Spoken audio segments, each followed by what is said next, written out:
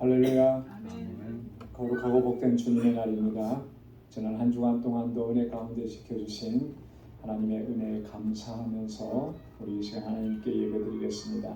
우리 다 함께 자리에서 일어나셔서 우리 마음과 뜻과 정성을 다해서 영과 진리로 아버지 하나님께 예배드리겠습니다.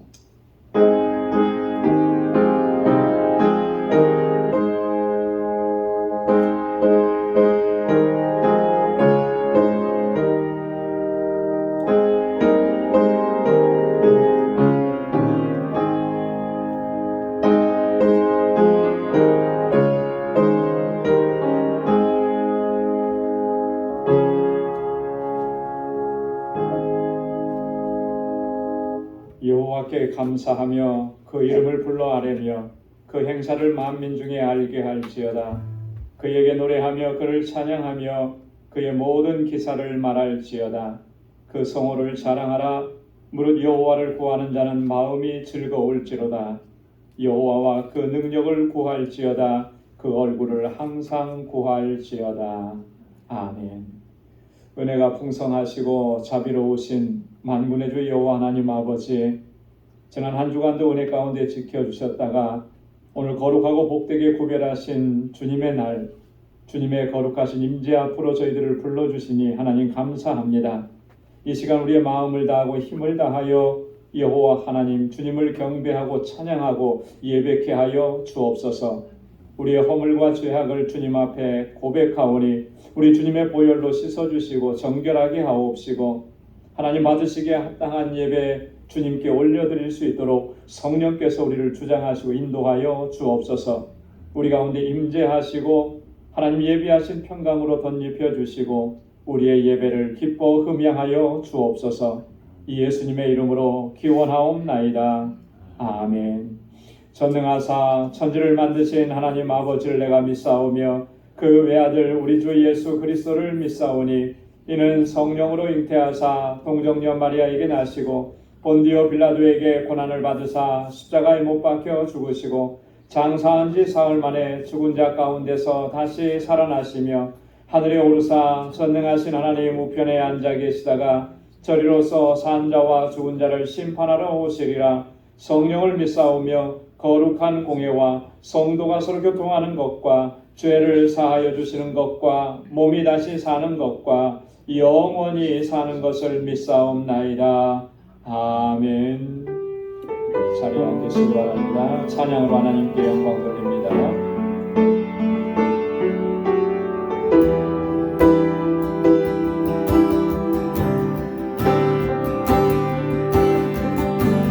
주님만이 왕이십니다. 주님만이 왕이십니다.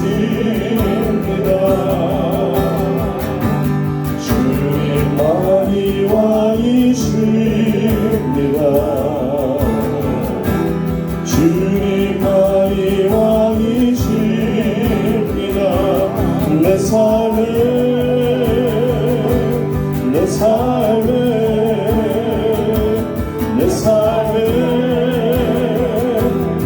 삶에 주님만이 왕이십니다. 주님만이 왕이십니다. 주님만이 왕이십니다. 주님만이 왕이십니다. 주님만이 왕이십니다. 이곳에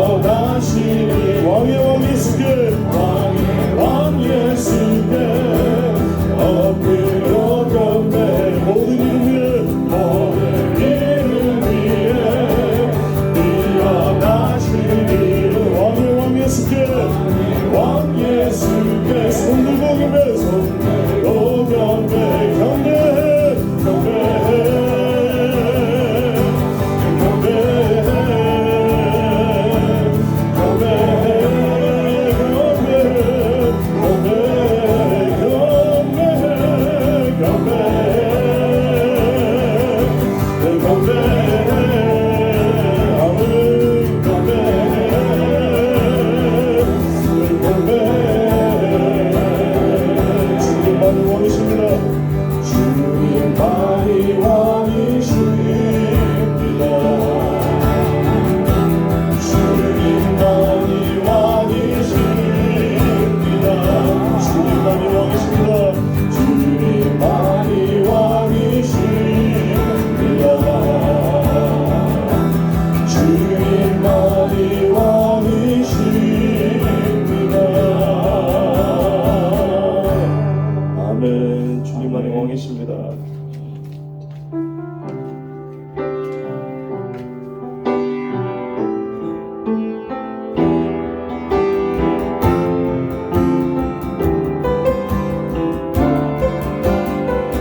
나의 평생에 가장 복된 일은 나의 평생에 가장 복된 일 내가 예수님을 만난 것이라. 나의 평생에 가장 잘한 일은 예수님. 내가 예수님을 주로 섬긴 것이라.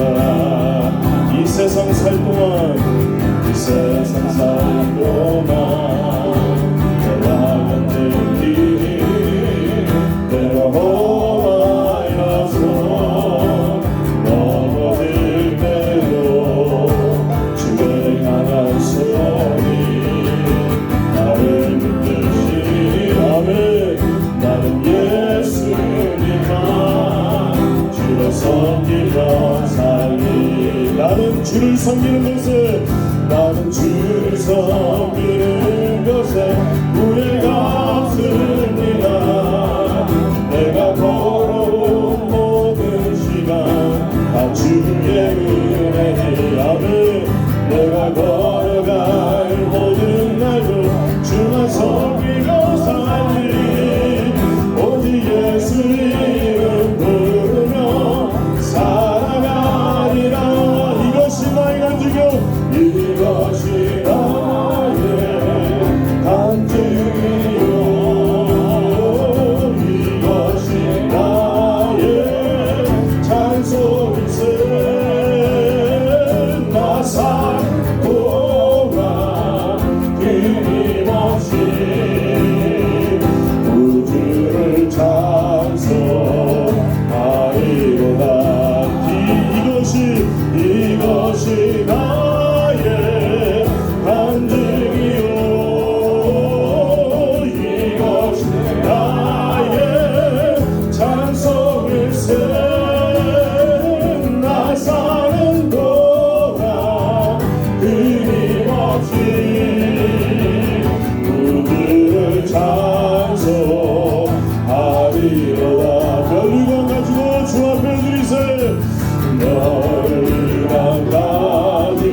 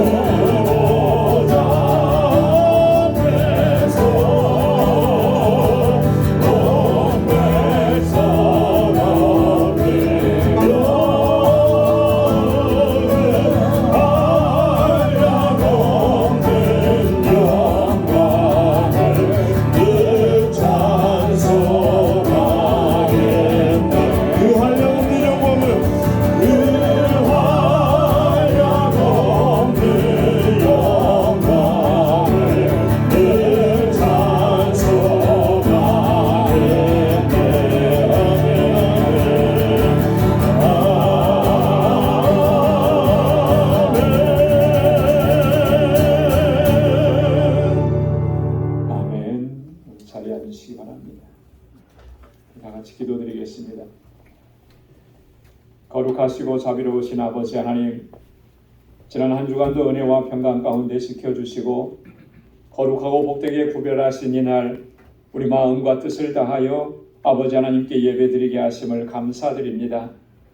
이 시간 영과 진리로 드리는 예배가 될 수 있도록 성령께서 우리 마음과 생각을 주장하여 주옵소서. 자비하신 아버지 하나님, 먼저 우리의 허물과 죄악을 고백합니다.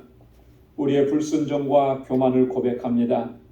하나님의 영광을 가리고 아버지의 뜻을 구하기보다 나의 뜻을 구하며 나의 욕망을 쫓아 살아왔음을 고백합니다. 하나님 용서하여 주옵소서. 긍휼과 자비를 베풀어 주시고 우리 안에 정한 마음을 창조해 주시며 정직한 영을 새롭게 하여 주옵소서. 그리하여 항상 하나님을 경외하며 살게 하시고 아버지의 뜻을 쫓아 온전한 믿음으로 살게 하여 주옵소서. 은혜로우신 아버지 하나님, 우리 방주교회를 세우시고 여기까지 은혜로 인도해 주심을 감사드립니다. 우리 방주 공동체가 믿음의 반석 위에 굳건하게 서서 아버지의 뜻을 이루어가는 진정한 믿음의 공동체가 되게 하여 주옵소서.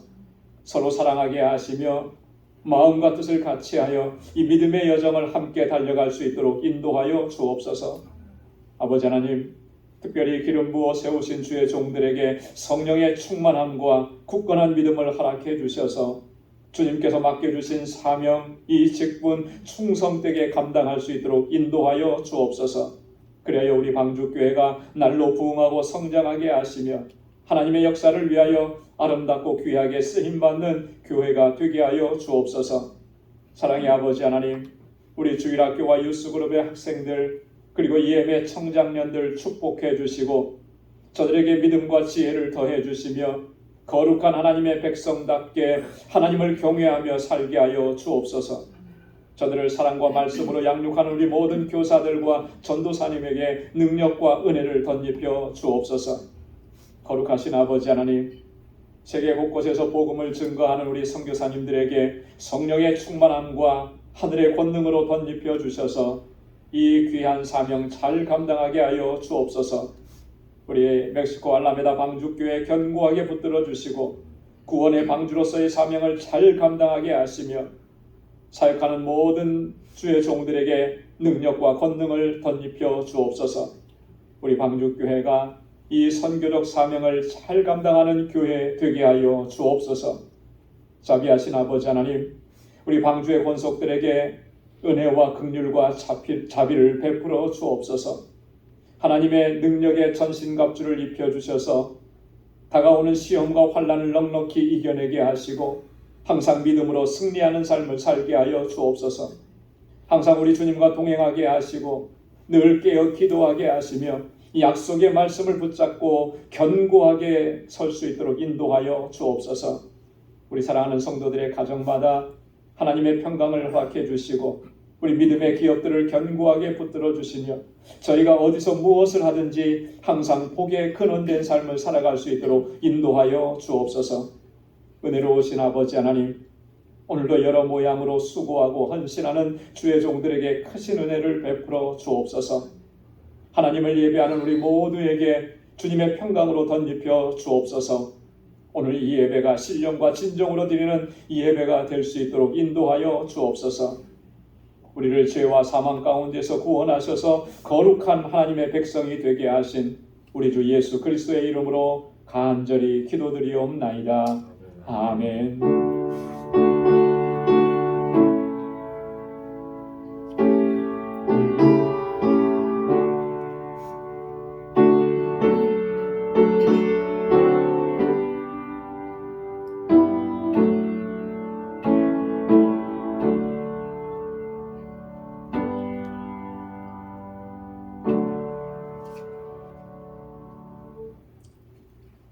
오늘 우리에게 주시는 하나님의 말씀은 구약성경 요엘서 제2장 12절로 14절 말씀입니다. 구약성경 요엘 제2장 12절로 14절, 구약성경 1271페이지에 있습니다. 말씀을 받들어 봉독하겠습니다. 여호와의 말씀에 너희는 이제라도 금식하며 울며 애통하고 마음을 다하여 내게로 돌아오라 하셨나니 너희는 옷을 찢지 말고 마음을 찢고 너희 하나님 여호와께로 돌아올지어다. 그는 은혜로우시며 자비로우시며 노하기를 더디하시며 인애가 크시사 뜻을 돌이켜 재앙을 내리지 아니하시나니 주께서 혹시 마음과 뜻을 돌이키시고 그 뒤에 복을 끼치사 너희 하나님 여호와께 소제와 전제를 드리게 하지 아니하실는지 누가 알겠느냐. 아멘. 할렐루야. 할렐루야. 오늘 함께 공독한 본문의 말씀은 선지자 요엘에 의해서 기록된 하나님의 말씀입니다. 요엘 선지자. 요엘 선지자에 대해서는 성경에 그렇게 많이 잘 알려져 있지가 않습니다. 요엘 선지자가 어떤 사람인가, 어디에서 사역을 했는가, 또 그가 얼마만큼의 일들을 어느 시대에 누구와 함께 했는가, 이런 게 잘 알려져 있지 않은데요. 요엘서 1장 1절을 보면 이렇게 시작합니다. 부드엘의 아들 요엘이라.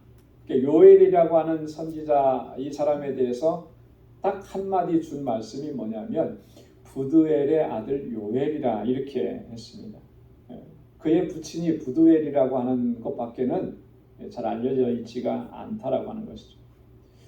이 부드엘이라고 하는 이름은 성경에 또 한 번 나옵니다. 동명이인인데요. 성경에서 가장 먼저 나오는 이름이 어떤 이름으로 나오냐면 창세기에 보면 이삭의 아내가 있습니다. 이삭의 아내 리브가인데 그 리브가의 아버지 이름이 부드엘이에요. 그때 한번 처음 이제 나오는 거예요.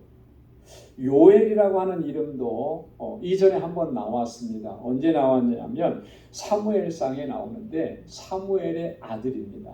그 사무엘에게는 아들이 둘이 있었는데 그 중에 첫 번째 아들 이름이 요엘이라고 하는 거예요. 그래서 사실 우리가 낯설지 않은 이름인데 이 부드엘이라고 하는 이 이름의 뜻은 하나님의 성실하심이다라고 하는 그런 의미를 가지고 있다 그래요. 부드엘이라고 하는 이름의 뜻은 하나님의 성실하심. 그럼 요엘이라고 하는 이름의 뜻은 뭐냐? 하나님은 여호와는 참 하나님이시다라고 하는 그 이름의 뜻입니다. 요엘이라고 하는 이름이 뒤에 다 L자가 들어갔잖아요. 부드엘, 요엘. 성경에서 L자가 들어가면 그건 다 하나님을 뜻하는 거예요. 그러니까 하나님과 관계된, 그러니까 하나님의 성품과 관계된 이름을 나타낼 때 L자가 항상 들어갑니다. 하나님이기 때문에. 요엘이라고 하는 이름은 여호와는 참 하나님이시다. 신앙 고백적인 이름인 거죠. 물론 이 요엘이라고 하는 이름을 그의 부모가 지어줬을 테니까 그 부모가 얼마나 신앙 고백적인 삶을 살았었는지, 얼마나 그가 경건한 가문의 사람이었는지를 조금은 짐작해 볼 수가 있다라고 하는 것이죠. 요엘서에 보면은 자주 등장하는 표현들이 있습니다. 시온이라는 말, 유다, 예루살렘, 시온의 자녀들아, 이런 표현들이 나오는 것을 봤을 때 요엘은 남왕국 유다에서 활동했던 선지자이겠구나, 이렇게 짐작을 해보는 것이죠. 또 하나 짐작해 볼 수 있는 것은 뭐냐면요, 다른 선지서들과는 다르게 이 요엘서에는 자주 등장하는 표현이 또 하나 있습니다. 그게 뭐냐면 소제나 번제, 이런 용어들입니다. 예배에 관해서, 제사에 관한. 오늘 함께 읽은 본문 말씀에도 보면 14절 끝에 그렇게 얘기했죠. 하나님이 여호와께 소제와 전제를 드리게 하지 아니하실는지 누가 알겠느냐. 선지자들 가운데 이런 제사에 관한 용어를 사용하는 사람들이 거의 없거든요. 요엘이라고 하는 선지자가 아주 독보적이라고 볼 수가 있습니다. 그래서 아마도 이 요엘의 가문은 제사장의 가문이 아니었을까. 여러분, 제사장의 가문이라고 하면 하나님께 제사 드리는 것은 물론이거니와 또 하나님의 말씀, 하나님의 율법을 열심히 연구하는 그런 사람들이라고 하는 거예요. 자, 이런 요엘에게 하나님께서 지금 남왕국 유다 이스라엘 백성들에게 말씀을 주시는 것이라고 하는 거죠. 자, 그런데 오늘 요엘 선지자는 본서를 기록하면서 제일 먼저 뭐를 얘기했느냐 하면요, 오늘 우리가 읽은 말씀에는 나타나지 않지만 1장에 보면 집중적으로 이 이야기를 먼저 합니다.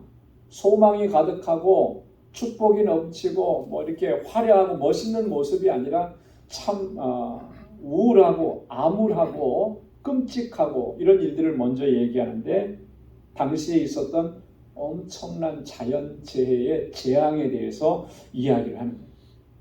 근데 그 재앙이라고 하는 것이 이스라엘 백성들이, 지금 현재 살고 있는 이스라엘 백성들이 한 번도 들어본 적도 없고 본 적도 없는 그런 전무후무한 이런 재앙, 이것에 대해서 얘기를 합니다. 어떤 재앙이었느냐 하면 요엘서 1장 4절에 보니까 팥종이가 남긴 것을 메뚜기가 먹고 메뚜기가 남긴 것을 느시 먹고 느시 남긴 것을 황충이 먹었도다.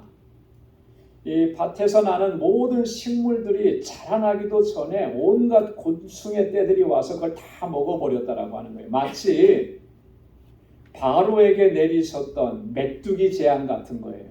그죠?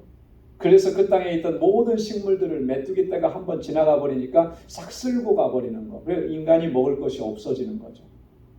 이런 재앙입니다. 또 요엘서 1장 12절에 보니까 그래서 포도나무가 시들었고 무화과 나무가 말랐으며 석류와 대추나무와 사과나무와 및 밭의 모든 나무가 다 시들었으니 이러므로 인간의 희락이 말랐도다. 모든 식물들이, 모든 나무가 열매를 맺지 못하는 거죠. 먹을 것이 없어진 것입니다. 그래서 인간의 희락이, 기쁨이 다 사라져 버렸다라고 하는 거예요. 여러분, 우리가 누릴 수 있는 기쁨 중에 가장 최고의 기쁨 중에 하나는 뭐냐면 잘 먹는 기쁨이잖아요. 그죠? 우리 지금 교회 안에도 이가 안 좋아서 고생하시는 분들이 여러분도 계시고, 저도 이렇게 한동안 고생을 많이 했었는데 먹고 싶은 거 마음대로 못 먹으니까 그것처럼 고통스러운 게 없더라고요. 아프면 왜 더 먹고 싶은 거 있잖아요. 이게 먹는 기쁨, 먹는 즐거움이 이게 별거 아닌 것 같아도 대단한 거거든요. 그런데 내가 아파서 못 먹는 거는 괜찮아요. 나으면 먹을 수 있으니까. 근데 아예 먹을 것이 없어요, 주변에. 이렇게 온갖 곤충들이 다 먹어 치워버려 갖고 이게 열매가 없는 거예요. 자, 이러니 이게 재앙이 아니라고 얘기할 수 있겠는가? 이런 끔찍한 재앙, 지금 요엘 선지자가 먼저 이 이야기를 하는 겁니다. 왜 이 이야기를 하는 것인가? 그 이 이야기를 하는 이유가 뭔가? 지금 우리가 지금 이런 자연재해가 엄청나게 심하고 피해가 크다, 뭐 이런 것들을 얘기하려고 하는가? 며칠 전에 폭우가 내려가지고 뉴욕이 완전히 물바다가 됐잖아요. 우리가 사는 저희 이 동네는 그래도 좀 괜찮았는데 저쪽 브루클린이나 뉴욕은 아주 그냥 끔찍한 재앙 수준이었더라고요. 한국에서 전해오는 소식을 듣고 그제서 저도 알았어요. 영상을 보니까 너무나 끔찍해서. 자, 이런 게 뭐 몇 년 만에 온 재앙이다, 뭐 이런 거 얘기하려고 하는 것이겠습니까? 결코 그런 게 아니에요. 이런 자연재해 현상을 통해서 지금 이스라엘 백성들의 영적인 상태를 상기시켜주는 거예요. 여러분들의 영적인 상태가 지금 이런 것입니다라는 것을 보여주는 거예요. 그거 보고 깨달으라는 것이죠. 그리고 또 하나는 하나님께서 경고하시는 메시지라고 하는 것입니다. 그래서 오늘 요엘 선지자가 여호와의 날, 심판의 날에 임박했으니 이렇게 경고하면서 너희는 하나님께로 돌아와야 된다, 이렇게 말씀하는 거예요. 요엘서 1장 14절에 보니까 너희는 금식일을 정하고 성회를 선포하며 장로들과 이 땅 모든 거민을 너희 하나님 여호와의 전으로 몰수히 모으고 여호와께 부르짖을지어다. 금식을 선포하라는 거예요. 지금은 먹을 때가 아니라는 거죠. 금식해야 될 때라는 거예요. 오늘 함께 봉독한 12절 말씀에도 본문에 보면 여호와의 말씀에 너희는 이제라도 금식하며 울며 통곡하고 마음을 다하여 내게로 돌아오라 하셨나니 너희는 옷을 찢지 말고 마음을 찢고 너희 하나님 여호와께로 돌아올지어다. 지금은 금식할 때고, 지금은 통곡할 때고, 애통할 때고, 하나님께로 돌아가야 될 때라고 하는 것을 지금 요엘 선지자가 선포하고 있는 것입니다. 여러분, 오늘 이 본문의 말씀을 통해서 오늘 우리 자신의 모습, 또 우리가 살아가고 있는 이 시대의 모습을 정말 진지하게 돌아볼 수 있으면 좋겠습니다. 무엇보다도 우리는 우선적으로 우리 자신의 죄악된 실존을 직시해야 한다는 거예요. 나의 이 죄악된 모습을 바로 볼 수 있어야 된다라고. 오늘 이스라엘 백성들은 하나님 앞에서 자신들이 얼마나 죄인인지를 바로 보지를 못한 거예요. 하나님께서 이렇게 팥종이와 메뚜기와 늑과 황충을 동원해서 그 땅의 소산물들을 다 먹어치우고 다 없이 하는 그런 재앙을 내리셨을 때에도 그들은 이것이 자신들의 죄악 때문임을 깨닫지 못했더라. 지금 우리가 살아가고 있는 이 시대는 전 세계적으로 정말 끔찍한 자연재해 현상이 일어나고 있는데 우리가 그런 것들을 볼 때마다 그냥 강 건너 불구경하듯이 그렇게 생각을 해요. 이번에 뉴욕에 홍수가 나는 물난리가 나는 이 모습을 보고 한국에 계신 목사님이 연락을 주셔가지고 저한테 그런 얘기를 하시더라고요. 하나님께서 이렇게 시대적인 징조를 보여주신다. 이건 하나님께서 깨닫게 하시는 것인데 우리가 너무 깨닫지 못하고 있다. 이런 얘기를 하십니다. 여러분 어떻습니까? 우리 주변에서 이런 일들이 일어나면 이게 몇 년 만에 일어나는 재앙이고 폭설이고 그래서 레코드가 되고 이런 거에만 관심이 있잖아요. 왜 이런 일들이 일어났을지에 대해서는 그것이 나의 문제라고 하는 것에 대해서는 잘 이렇게 우리가 결부시키지를 못해요. 하나님께서는 끊임없이 우리에게 경고의 메시지를 내려보내 주셔도 우리는 그게 경고라고 하는 것을 깨닫지 못하는 거예요. 지금 이스라엘 백성들이나 오늘 우리나 별반 다를 것이 없다라고 하는 것이죠. 지금 그때 상황이 어떻습니까? 요엘서 1장 17절로 18절에 보면 씨가 흙덩이 아래서 썩어졌고 창고가 비었고 곡간이 무너졌으니 이는 곡식이 시들었음이로다. 생축이 탄식하고 소떼가 민망해하니 이는 꼴이 없음이라. 양떼도 피곤하도다. 사람들뿐만 아니라 집에서 기르는 가축들도 먹을 것이 없어서 민망해지고 피곤해졌다. 이렇게 얘기하는 거예요. 이게 하나님께서 깨닫게 하시는 그런 경고가 아니고 뭐겠느냐라고 하는 거예요. 이제 하나님의 심판이 임박했다라고 하는 것을 알려주시는 것입니다. 그래서 요엘 선지자를 보내셔서 이러한 재앙들이 너희의 죄 때문에 일어난 일이다 라고 하는 것을 깨닫게 하십니다. 여러분 오늘 우리의 영적인 문제가 참 바로 여기에 있지 않나라고 하는 생각을 하는 겁니다. 우리가 지금 하나님 앞에서 얼마나 죄악된 모습으로 살아가고 있는지 우리가 바로 직시하지 못하는데 여기서부터 모든 문제가 발생을 하게 되는 거예요. 스스로가 의롭다고 여기고 스스로가 잘하고 있다고 여기고 나만큼 하면은 됐지라고 생각하는 여기에 문제가 있다라고 하는 거예요. 그래서 우리의 삶에는 회개가 없습니다. 회개가 없어요. 그래서 우리의 삶에는 하나님의 뜻보다는 내 뜻과 내 의지를 추구하는 것만 드러나는 거예요. 내 마음이 그러면서 점점 교만해지고 점점 거만해지고 이것은 더 나아가서 이 시대가 포악해지고 끔찍해지고 이런 현상들이 일어나게 되는 것입니다. 자기 자신을 직시하지 못하니까 그 마음의 끝은 하늘 높은 줄 모르고 올라가게 되는 이런 안타까운 일들이 있다라고 하는 것입니다. 그 마지막은 어떻게 되겠습니까? 결국 하나님의 심판에 직면할 수밖에 없다라고 하는 거예요. 여러분 우리가 암이라고 하는 것을 참 무섭게 생각합니다. 정말 무서운 거죠. 암이 무서운 이유는 크게 두 가지인 것 같아요. 첫째는 현대의학으로도 고치기가 참 힘들다라고 하는 거. 그게 가장 우리를 무섭게 하는 거예요. 아무리 힘들고 어려우고 고통스러워도 그것을 치료할 수 있는 치료제가 마땅히 있다면 그렇게 두렵지는 않을 거예요. 코로나 바이러스를 처음에 두려워했던 이유가 뭡니까?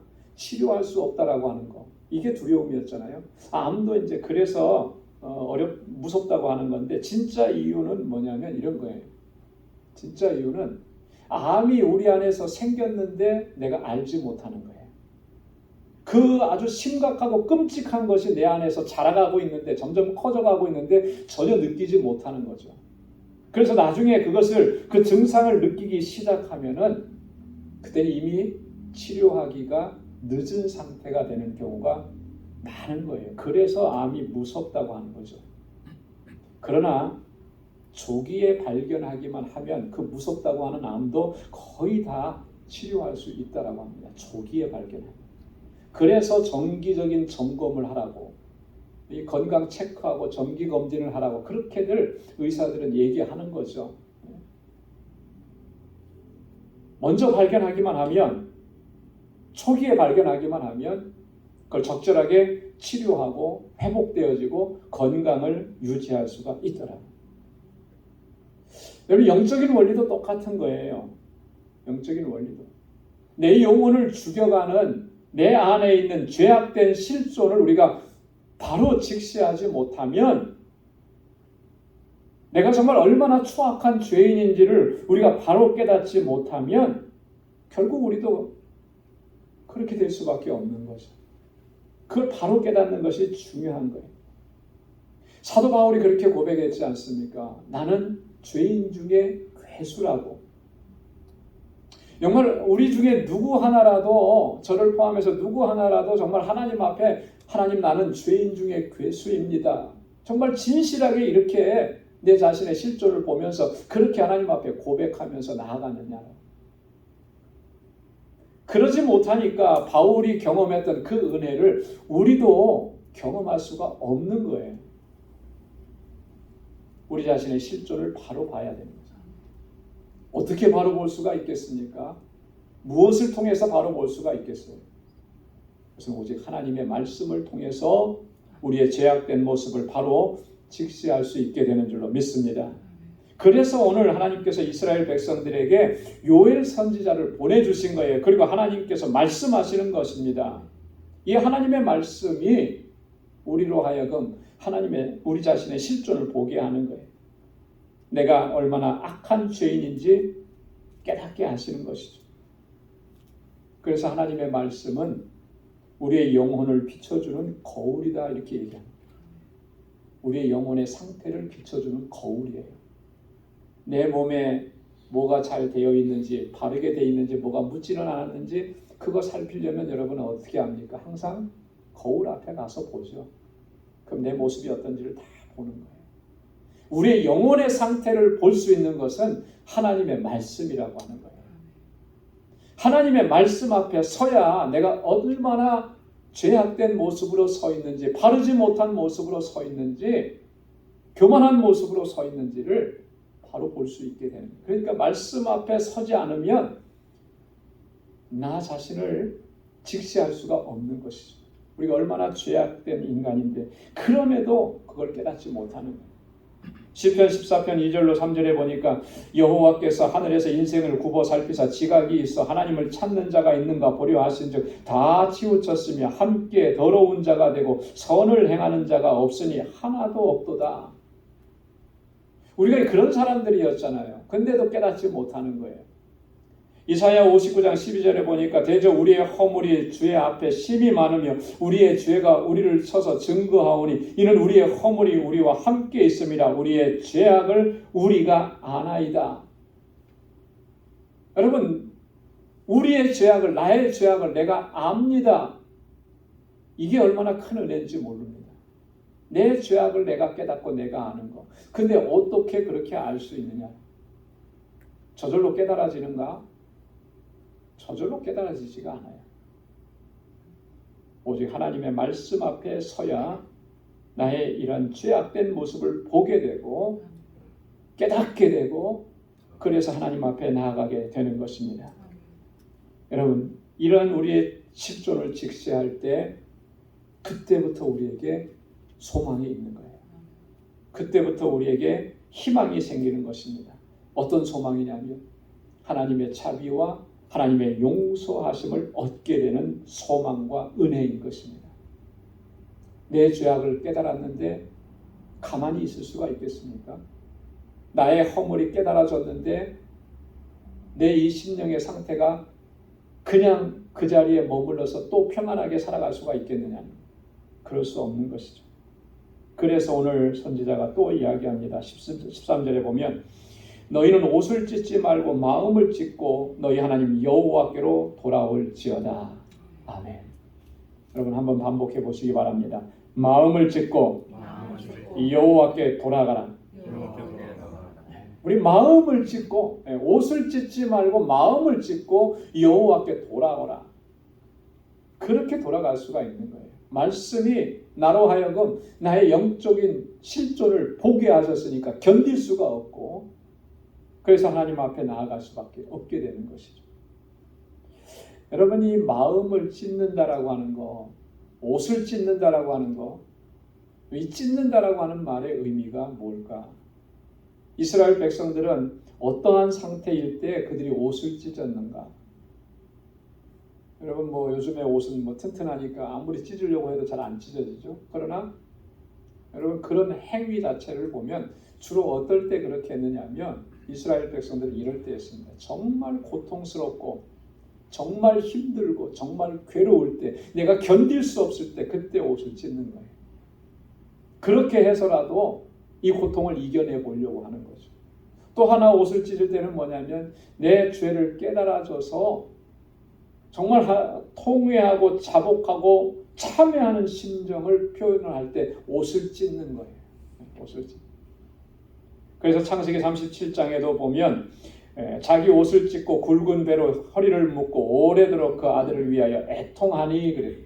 이게 누가 그렇게 했느냐면 야곱이 자기의 사랑하는 아들 요셉이 죽었다는 그 얘기를 듣고 너무나 슬프고 고통스러워서 그렇게 표현한 거예요. 슬픔을 표현한 거죠. 욥기 1장 20절에도 보면 욥이 그 고통 중에 일어나서 자기 겉옷을 찢었다라고 했거든요. 너무나 고통스러우니까. 사실 그래서 옷을 찢는다라고 하는 이런 표현은 통회하는 심령을 표현합니다. 내가 정말 고통스럽고 내가 괴롭고 그래서 하나님 앞에 내가 정말 통회하고 자복합니다라고 하는 그런 행위의 표현이 옷을 찢는 거예요. 근데 이것이 점점 시대를 거슬러 가서 후대에 가서는 자꾸 형식적이고 습관적인 모습으로 변해요. 옷을 찢는 행위만 하면 그러면 사람들이 저 사람이 정말 진실하게 통회하고 자복하고 회개하고 있구나 라고 하는 것을 보여주는 거예요. 그러다 보니까 이런 행위들이 정말 가식적이고 외식적인 형태로 나타나는 대표적인 사례가 된 것이죠. 오늘 요엘 선지자가 지적하는 것이 바로 그 부분이에요. 내가 옷을 찢었다고 하나님 앞에 통회하고 자복한 것으로 생각하면 안 된다라고 하는 것이죠. 우리가 정말 찢어야 되는 것은 마음을 찢어야 된다라고 하는 거예요. 통에 자복하는 심령이 없이 그 옷만 찢었다고 해서 그것이 하나님 앞에서 용서받을 수 있는 길이 아니라 그건 오히려 하나님을 기만하는 것이고 가증스러운 행위라는 거죠. 그러니까 그걸 이제는 멈춰야 된다라고 얘기하는 것입니다. 그리고 마음을 찢고 여호와 하나님께로 돌아오라 말씀입니다. 여러분 마음을 찢으라는 게 뭐예요? 내 이 죄악에 대해서 통회하고 자복하고 회개하라라고 하는 말이죠. 여호와께 돌아오라 그랬잖아요. 이 돌아오라고 하는 말은 물리적으로 내가 걸음을 하나님께로 향해서 가는 것을 의미하지만 본질적인 의미는 그거예요. 내 삶의 변화, 행동의 변화, 이걸 요구하는 거잖아요. 하나님의 은혜 안에서, 하나님의 사랑 안에서 내가 지금까지 살아왔던 삶을 돌이켜서 하나님의 뜻대로 변화된 삶으로 나의 행동과 말과 생각의 변화가 일어나는 것, 그걸 얘기하는 거 아니겠습니까? 중심으로 통해 자복하면서 하나님의 선하시고 온전하신 뜻에 복종하는 삶으로 나아가라는 것이죠. 이게 진정한 회개라고 하는 것입니다. 이런 회개가 있는 곳에 하나님의 진정한 치유와 회복의 은총이 임하게 되는 줄로 믿습니다. 여러분 우리의 문제가 어디에 있습니까? 오늘날 우리 그리스도인들의 심각한 문제가 뭐겠습니까? 저는 이거라고 생각을 해요. 뭐냐면 우리의 신앙생활이 너무나 형식적이고 습관적으로 변해버렸다라고 합니다. 얼마나 습관적으로 변해 있고 얼마나 형식적인가. 여러분 한번 진지하게 나 자신을 돌아보면서 한번 생각해 보시기 바랍니다. 하나님을 예배하는 이 예배의 순간에도 나는 얼마나 형식적으로 이 자리에 앉아있나, 얼마나 습관적으로 이 자리에 앉아, 정말 하나님을 간절하게 사모하고 하나님의 은혜를 간절하게 사모하고 그 갈급한 심령으로 지금 주님 앞에 나오고 우리의 온 마음을 하나님께로 향하고 있는가? 아니면 그냥 늘상 내가 평생 교회 생활하고 신앙생활 해왔으니까 주일이 됐으니까 주일 성수 안 하면 그거는 하나님 앞에 죄를 짓는 것 같고 그러니까 시간 맞춰서 나와 예배 1시간 드리고 가는가? 우리가 기도할 때도 얼마나 형식적으로 기도할 때가 많은지 모르죠. 아들이 식사 기도하는데 같이 밥 먹자 하고 있는데 금방 밥 먹기 시작하더라고요. 그래서 뭐라고 기도했냐? 제가 아무리 생각해봐도 하나님 감사합니다 하는 시간도 안 걸리는 것 같아요. 구체적으로 제가 물어보진 않았는데 여러분 어떻습니까? 기도할 때, 식사 기도할 때 그래도 최소한 하나님 감사합니다라는 기도 정도는 해야 되는데 어떤 경우에는 식사 기도도 하지 않고 그냥 맛있게 잘 드세요. 눈만 감았다 뜨는 그런 형식적인 기도가 우리의 기도가 아닌가. 교회에서 섬기고 봉사하는 이런 일들도 습관적인 경우가 많죠. 내가 직분을 받았으니까 해야지. 여러분 이 정도가 우리의 모습이라면 우리는 너무나도 타성에 젖어 있는 거죠. 하나님 앞에 정말 신실하게 간절하게 우리가 정말 하나님 앞에 나아가고 있다고 얘기할 수 있겠느냐. 우리의 신앙의 모습이 점점 이렇게 되면 우리의 심령의 상태는 점점 완고해지기 시작하는 거예요. 감각이 없어지기 시작합니다. 무감각해지는 것입니다. 이 무감각이라고 하는 것은 더 발전하게 되면 거짓과 위선으로 채워지게 되는 거예요. 그죠? 아닌데도 그런 것처럼 내 안에는 전혀 감정이 없고 감동이 없는데도 마치 감동이 있는 것처럼 남들에게 보여지는 것은 여러분 우리가 정말 경계해야 되고 조심해야 되는 것은 바로 우리의 신앙생활이 이렇게 형식적이고 습관적인 모습이 되지 않도록 그래서 우리가 영적인 생명력을 잃어버리지 않도록 우리가 항상 경계하고 주의해야 하는 것입니다. 오늘 이스라엘 백성들이 자신들의 영적인 실존을 바로 보지 못한 근본적인 원인이 바로 여기 있는 거죠. 그들이 하나님을 완전히 버리고 하나님을 완전히 떠난 거 아니에요. 그들은 제사를 드렸고 절기도 지켰고 명절도 다 지켰습니다. 그런데도 그들은 하나님의 은혜에서 점점 더 멀어진 거예요. 하나님께서 그것을 지적하시는 것이죠. 하나님을 예배하면서도 그 안에는 점점점 죄악을 더 쌓아갔던 것이죠. 근데 그것을 보지 못한 거예요. 왜요? 그들의 신앙의 모습이 하나님 사랑한다고 하는 모습이 너무나 형식화, 고착화되어 버렸기 때문에 이게 얼마나 무서운 것인지를 우리가 바로 알아야 되는 것입니다. 우리의 죄악된 모습을 바로 직시하고 우리의 마음을 찢고 여호와 하나님께로 돌아가는 철저한 회개의 삶이 우리 안에서 회복되어져야 할 줄로 믿습니다. 그럴 때 하나님께서 우리에게 주신 약속이 오늘 본문에 있습니다. 우리 13절 하반절에서 14절까지 말씀을 보면 그는 은혜로우시며 자비로우시며 노하기를 더디하시며 인애가 크시사 뜻을 돌이켜 재앙을 내리지 아니하시며 주께서 혹시 마음과 뜻을 돌이키시고 그 뒤에 복을 끼치사 너희 하나님 여호와께 소제와 전제를 드리게 하시지 아니하실는지 누가 알겠느냐. 다시금 하나님 앞에 하나님께서 받으시는 소제와 전제 예배를 드리게 하실 것이다라고 약속을 해주십니다. 어떻게 하면? 너희 마음을 찢고 여호와께로 돌아오면. 여기에 더 나아가서 요에서 2장 23절에 보면 우리 함께 다 같이 읽어보겠습니다. 시온의 자녀들아 너희 하나님 여호와를 인하여 기뻐하며 즐거워할지어다. 그가 너희를 위하여 비를 내리시되 이른 비를 너희에게 적당하게 주시리니 이른 비와 늦은 비가 전과 같을 것이라. 아멘. 전과 같이 이른 비와 늦은 비를 내려 주셔서 너희가 여호와로 인해서 기뻐하고 즐거워하게 하실 것이다. 어떻게 한 사람이? 마음을 찢고 하나님께로 돌아온 사람들에게 주의 성령을 부어주신다고 약속을 하십니다. 요에서 2장 28절로 29절 다 함께요. 그 후에 내가 내 신을 만민에게 부어주리니 너희 자녀들이 장래일을 말할 것이며 너희 늙은이는 꿈을 꾸며 너희 젊은이는 이상을 볼 것이며 그때 내가 또 내 신으로 남종과 여종에게 부어줄 것이며. 아멘. 하나님의 신으로 하나님의 성령으로 모든 하나님의 백성들에게 마음을 찢고 하나님께 돌아오는 하나님의 자녀들에게 부어주신다고 약속하신 거예요. 그리고 마지막에 또 하나 이렇게 약속하십니다. 요에서 3장 16절 다 함께요. 나 여호와가 시온에서 부르짖고 예루살렘에서 목소리를 발하리니 하늘과 땅이 진동하리로다. 그러나 나 여호와는 내 백성의 피난처 이스라엘 자손의 산성이 되리로다. 아멘. 우리의 피난처가 되어주시고 우리의 산성이 되어주신다고 하나님 분명하게 약속하십니다. 어떤 사람들에게요?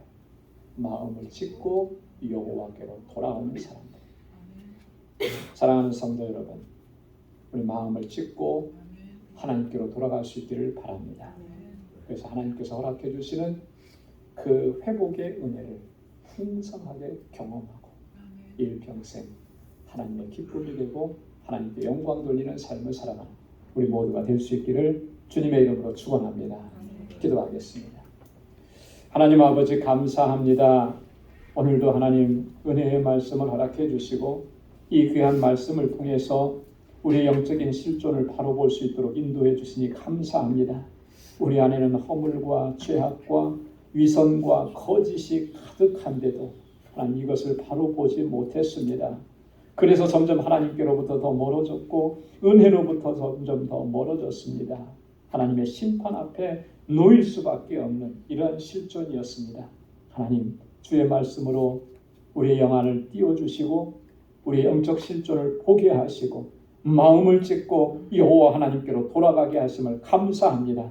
그래야 하나님의 은혜 안에서 늘 승리하고 하나님의 기쁨과 하나님의 영광을 위해서 아름답고 귀하게 쓰임받는 우리 모두가 되게 하여 주옵소서. 예수님의 이름으로 기도드리옵나이다. 아멘. 찬송 334장 부르시면서 준비하신 예물을 하나님께 드리겠습니다.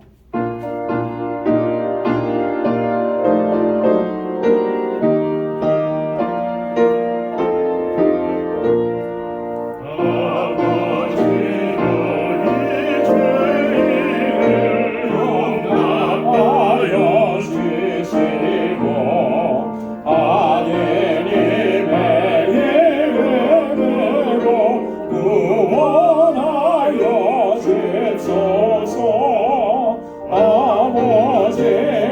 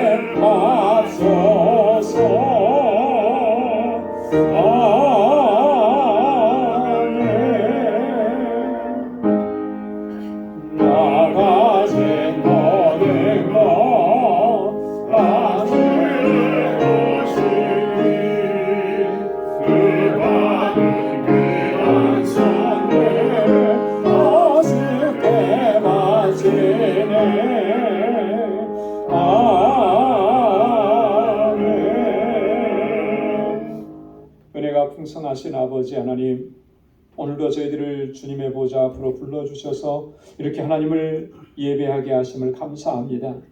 하나님, 언제나 우리의 마음을 다하고 힘을 다하여서 하나님을 찬양하고 주의 성호를 높이며 주님의 이름을 선포하고 증거하며 살아가는 저희들 되게 하여 주옵소서. 지금까지도 하나님 선하신 은혜와 그 능력의 손길로 우리를 붙들어 주시고 인도하심을 감사합니다. 그리하여 하나님, 오늘 우리도 모든 것이 하나님의 은혜입니다, 이렇게 고백할 수 있게 하심을 감사합니다. 하나님, 이 마음을 담아서 감사의 예물로 아버지 앞에 올려드리는 귀한 손길들 하나님 기억해 주시고 주의 은혜와 복을 더하여 주옵소서. 아버지 하나님, 하나님께서 나의 주인이신 것을 고백하고 이 시간 11조의 예물을 구별하여 드립니다. 나를 향하신 하나님의 뜻과 하나님의 말씀에 온전한 순종으로 나아갈 수 있도록 도와주시고, 하나님이 나의 주인이신 것을 단 한순간도 잊지 않게 하시고 하나님의 의를 쫓아 행하는 믿음의 길로 걷게 하여 주옵소서. 하나님, 선교의 예물을 주님께 올려드리며 하나님 선교지를 위해서 기도합니다. 우리 선교사님들을 위해서 기도합니다. 하나님, 이 예물이 쓰여지는 곳에 하나님께서 행하시는 놀라운 역사가 풍성하게 일어나는 것을 저희의 눈으로 목도하게 하시고 우리의 일평생의 삶에 예수 그리스도의 증인으로 예수님의 사랑을 전하며 살아가는 저희들의 삶이 되도록 인도해 주옵소서. 아버지 하나님, 건축 예물을 주님 앞에 올려드리며 주님의 몸된 교회를 위해서 기도합니다. 눈물로 기도하고 땀 흘려 헌신하고 수고하는 주의 종들의 그 헌신을 받아 주옵소서. 우리 방주교회가 정말 하나님 기뻐하시는 믿음의 공동체로 든든하게 서서 이 세대 가운데 정말 죽어가는 그 영혼들을 하나님께로 인도하는 구원의 방주가 되도록 역사하여 주옵소서. 하나님, 구제의 예물을 주님께 올려드리며 하나님께서 우리에게 명하신 내 이웃을 내 몸과 같이 사랑하라고 하신 이 말씀에 온전한 순종으로 나아가기 원합니다. 우리에게 허락해 주신 그 은혜와 복이 우리 안에만 머물러 있지 않게 하시고 담장을 넘어서 하나님 주님의 눈길이 머무는 곳을 향하여 그 사람을 향하여서 이 사랑이 전해질 수 있도록 우리를 사용하여 주옵소서. 아버지 하나님, 오늘도 주님 앞에 나와서 여러 모양으로 섬기고 수고하고 헌신하는 사랑하는 주의 종들의 그 수고와 헌신을 기억해 주시고 은혜와 복으로 가득히 채워 주옵소서. 또 한 주간의 삶을 향하여서 저희들 나아갑니다. 우리의 발걸음을 지켜주시고 복의 근원된 삶을 살게 하시고 어디에 있든지 무엇을 하든지 누구를 만나든지 그 있는 자리에서 예수 그리스도의 아름다운 향기로 드러나는 삶이 되도록 주장하여 주옵소서. 우리 사랑하는 성도들의 가정과 직장과 생업의 터전을 이 한 주간도 견고하게 지켜 주옵소서. 감사하며 예수님의 이름으로 기도드리옵나이다. 아멘. 우리 선호좌우에 계신 분들과 함께 인사 나누시기 바랍니다. 샬롬, 주님의 평강이 함께하길 바랍니다. 사랑합니다. 축복합니다. 우리 가까이 찾아가셔서 악수해 주시고 또 격려와 위로와 축복의 말씀도 전해 주시기 바랍니다. 오늘 영상으로 예배를 드리시는 우리 방주의 모든 권속들, 출사하신 분들, 하나님의 은혜와 평강이 여러분들에게도 충만하게 임하기를 소망합니다. 감사합니다. 교회 소식 전해드리도록 하겠습니다. 오늘 10월 첫째 날, 또 첫 번째 주일입니다. 우리 연초에 하나님께서 우리에게 주신 직분, 또 맡겨주신 사명, 우리가 다시 한번 기억하고 또 끝까지 충성되게 잘 감당할 수 있기를 바랍니다. 그리고 개인적으로도 여러분 기도에 힘쓰고 또 하나님의 말씀을 깊이 묵상하시고 그렇게 우리의 영적인 훈련을 이제 스스로가 우리가 감당해내야 돼요. 영성 훈련에 최선을 다하시고 무엇보다도 하나님 예배하고 또 주님을 경배하는 일에 우리 마음을 다할 수 있기를 바랍니다. 그래서 우리 재직들은 꼭 명심하시고 모든 공예배에 재직들 다 참석하시고 또 기도회에 적극적으로 우리 참여하셔서 함께 기도하고 또 함께 교회에 주신 사명을 감당할 수 있기를 바랍니다. 지난 주일 우리가 야외 예배 행사를 실내에서 개최했는데 친교와 또 행사 준비를 위해서 수고하신 모든 분들 이 시간을 들어서 다시 한번 감사드립니다. 우리 친교 후에 1시 30분부터 우리 피택 장로 교육이 있습니다. 우리 장로고시가 11월 첫째 주일에 있어요. 이제 딱 한 달 남았거든요. 한 달 남았는데 장로고시가 이게 만만치는 않습니다. 그래서 여러분 많이 기도해 주시고 또 훈련 받으시는 분들 또 응원해 주시기를 부탁드리겠습니다. 10월 생일 맞으신 분들 진심으로 축하드리고 우리 10월부터 우리 친교 봉사는 3구역에서 해주시면 좋겠습니다. 우리 강희연 장로님, 서영숙 권사님 한국 방문 중에 계시고 또 우리 이옥 집사님 또 한국 방문 중에 계십니다. 위에서 기도해 주시고요. 우리 지분성 권사님 둘째 딸 제이미 또 사위 필립 이 가정에 하나님께서 지난 주간에 귀한 아들을 선물로 주셨습니다. 여러분 축하해 주시고 또 축복해 주시기를 바랍니다. 그리고 우리가 뉴욕 노회에서 매년 11월 둘째 주일이면 연합 찬양제를 합니다. 여성교회 연합회가 주관해서 이제 우리 교회도 준비를 해야 되는데요. 함께 참여하고 싶으신 분들 예전에도 우리 성가대원 외에도 함께 다 참여하시고 했는데 참여하시길 원하시는 분들은 우리 성가대 총무 우리 최현옥 집사님에게 문의해 주시고 또 여러분 많이 참여해 주셔서 또 풍성한 찬양으로 하나님께 영광 돌릴 수 있기를 바랍니다. 우리 다 함께 자리에서 일어나셔서 268장 1절 부르시겠습니다.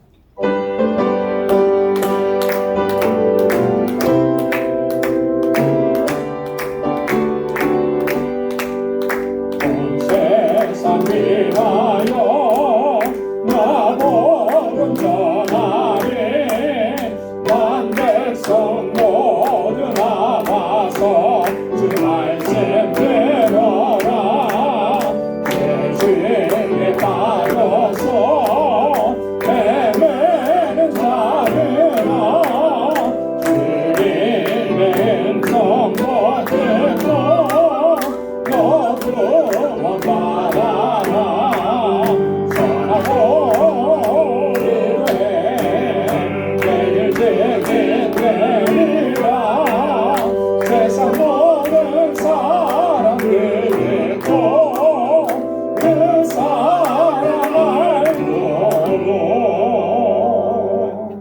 아멘. 이제는 우리 주 예수 그리스도의 무한하신 은혜와 하나님 아버지의 크고 놀라우신 은혜와 성령의 위로 교통 충만하심의 역사가 마음을 찢고 주 여호와 하나님께로 돌아와 하나님의 뜻대로 순종하며 살기로 결단하는 우리 방주의 모든 믿음의 권속들과 저들의 가정과 직장, 생업의 터전과 학업 위에 이제로부터 영원까지 함께 하시기를 간절히 축원하옵나이다. 아멘.